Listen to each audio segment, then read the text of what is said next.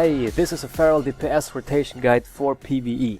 This video here shows my Feral without any legendary items. I was unfortunate so far, I don't have any, but I can show you what my rotation looks like with normal 853 item level gear. My stats are as follows for those interested: 36% crit, 62% mastery, 5% haste and 5% versatility. My talents are Lunar Inspiration, Savage Raw, Jagged Wounds and Blood talents. Those are the relevant ones for your DPS. The other ones are about utility and not directly pertaining to your damage. My artifact weapon traits look like this. Long story short, you need the gold traits. Don't think too hard about which trait to pick first, you're going to have all traits anyway. So, the rotation. I will go through every ability I use over the course of a 2-minute encounter with a dummy. I want you to see what I do, when I do it and why I do it. Then I will go through the encounter again and point out the most important things you have to pay attention to. So here we go. Pre-buff Healing Touch. Use it for the Blood Talents buff and go into stealth. Use Berserk and Rake. Berserk does not break stealth, and since our artifact trait increases our damage by up to 15%, we want to make use of that damage increase for the Rake bleed. After you popped Berserk, which does not trigger a global cooldown, and you used Rake, which does trigger a global cooldown, wait for this global cooldown to finish, and then use Savage Raw. Wait for this global cooldown to finish, and then use Tiger's Fury and Asherman's Frenzy, your legendary weapon skill. This brings you to 3 combo points. Use Moonfire once. If you are at 4 combo points, use Shred once. If you are at 5 combo points, you go on to use Rip. Now if you are lucky and receive a Healing Touch proc from the 1 or 2 combo point Savage Raw you used at the start, then use it before applying Rip, and then apply Rip for 50% more damage. If you are not lucky, just use Rip without the damage increase. Okay, now you have all bleeds rolling and you want to keep them rolling. This is where the rotation starts. The next thing we have to worry about is the duration of our bleed effects and of our Savage Raw. Rake is fading. We'll need to refresh it soon. Savage Raw is about to end as well, so shred all the way up to 4 to 5 combo points, and at this point, when you're at, say, 4 combo points and your Rake is ending, remember that you still have the Healing Touch buff. Use it here, then Rake before the Savage Raw ends, and then use Savage Raw at 5 combo points for a full duration of Savage Raw. I made a mistake here because I did it the other way around. I first used Shred to gain 5 combo points, used the Healing Touch proc, used Savage Raw and only then reapplied Rake. I missed out on about 2 seconds of Rake, which you should try to avoid. Missing out on Rake, not avoiding Rake, that is. Your bleeds are your main damage source. Alright, next. What is about to drop off next? We have a full Savage Raw, no worries there. We have a full Rake. We don't have too long a Moonfire dot though. Let's reapply it soon-ish. Shreds up to 4 to 5 combo points and let the existing Moonfire tick for a few more seconds. Why? Because it's been applied with Tiger's Fury, which increases Moonfire by 15%. If you reapplied Moonfire, you would reapply a 15% weaker Moonfire. This is what I have this bar for. It tells me how strong the current Rip, Rake, Thrash or Moonfire is that is currently on the target compared to how strong they would be if I reapplied them with my current buffs. Let me give you an example.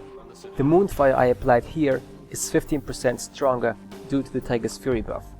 As soon as Tiger's Fury fades, the bar shows a red value, 87.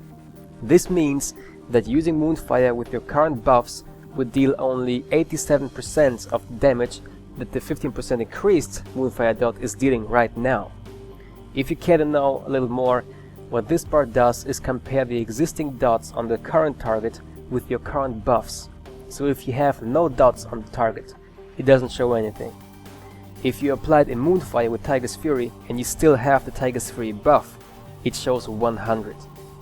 because it compares the current dot with your current buffs and it comes out the same. The compared values are the same, therefore it shows a 100 for 100%. Reapplying Moonfire now would not change the strength of it. But as soon as Tiger's Fury fades, it shows a red 87.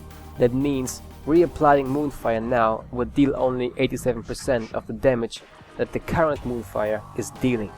The math here is 115% from the current Moonfire on the target and 100% from the current buffs on yourself. And what you do is you divide the 100 by 115 and you get 87. If you don't care about the math, it's okay. You will be able to deal just as much damage.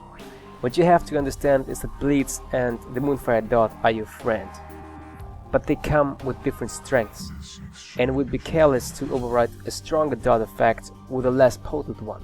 This is why I have this handy bar which tells me when to reapply certain dots and when to wait.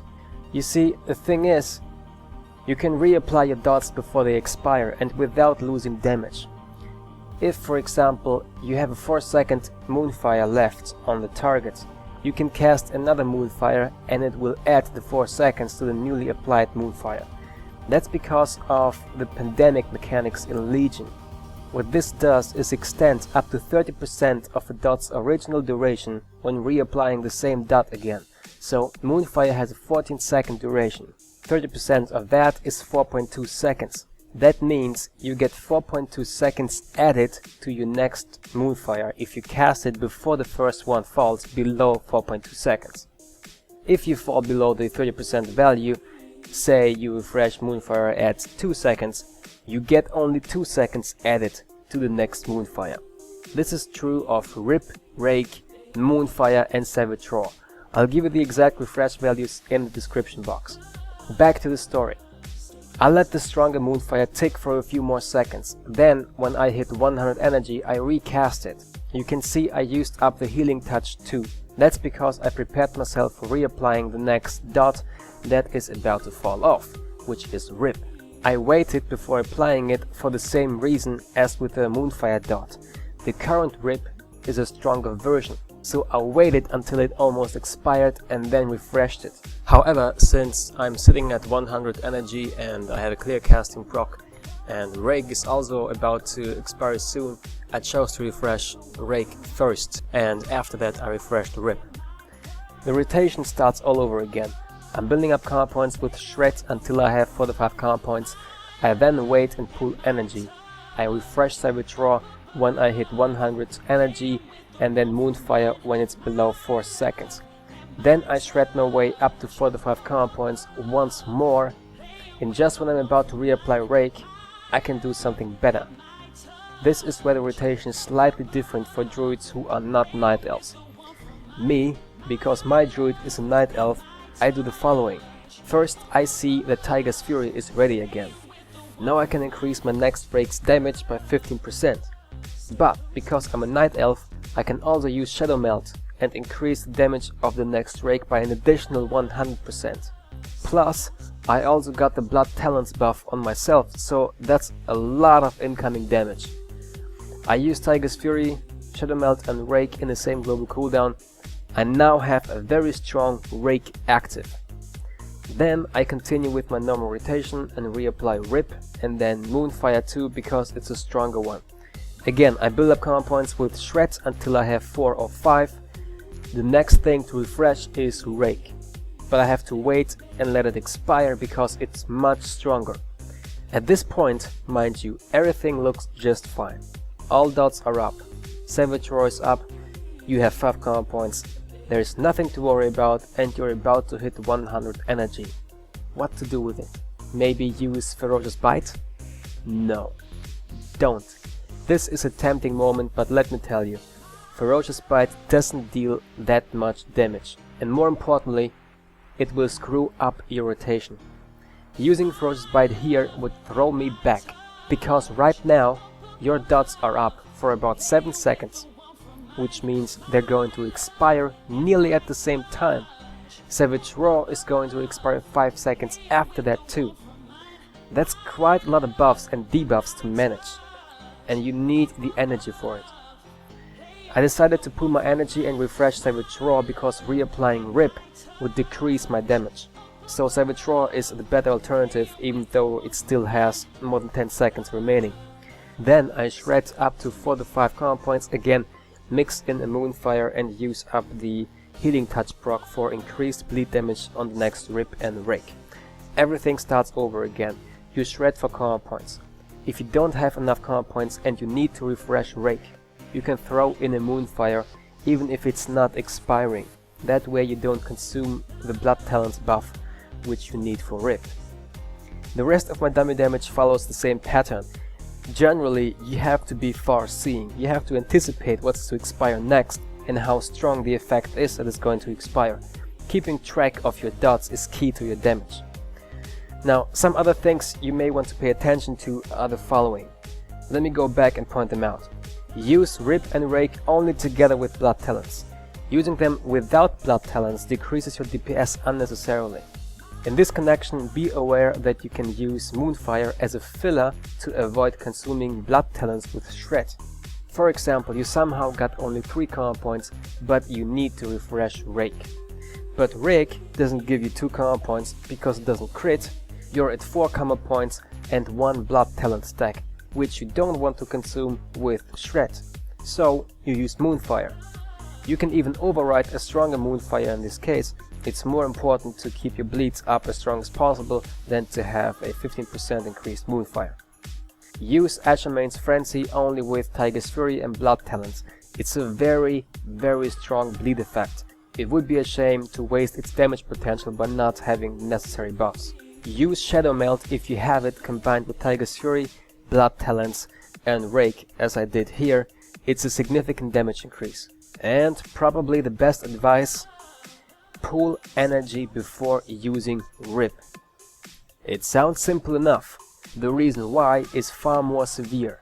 Having energy means you can use several shreds in a row right after applying Rip. That's important. Why? Because there's a 10% chance that your command point generators may trigger a copy of your existing Rip. And copying the existing Rip means copying its damage and its duration. If you apply Rip and have no energy left, you still have a 10% chance to trigger a clone Rip, but if it's triggered only after the 2nd or 3rd shred, and every time you had to pull energy in order to be able to use Shred, then you wasted a few seconds of the current Rip, and the copy will have a shorter duration than it could have had if you had pulled enough energy. You may not be able to influence when the copy triggers, but you can at least prepare such that you get the most out of it. Okay, and the last thing, when you know that you need to refresh Savage Roar next and don't have to refresh other dots first, pull your energy. Don't necessarily refresh Savage Roar at 7 seconds, which by the way is the Pandemic's 30%. You can add up to 7.2 seconds. As long as you're not at 100 energy yet, you may hope for a clear casting proc, which spares you 40 energy that you don't have to spend for Savage Roar anymore. It's a little thing, but sometimes it's really helpful when you're out of energy and need to refresh many dots and Savage Roar itself. That's it, the Feral Legion DPS guide for PvE. I know it's not the rotation for every possible raid encounter and all those mythic plus dungeons, but it gives you an idea which things to look out for. Once you understand sort of the core of feral damage, you can adjust and experiment with other talents and different rotations depending on what you need. And before I forget, the bar I have here is an add-on called WeakAuras, and the link to get it to show the bleed power is in the description box.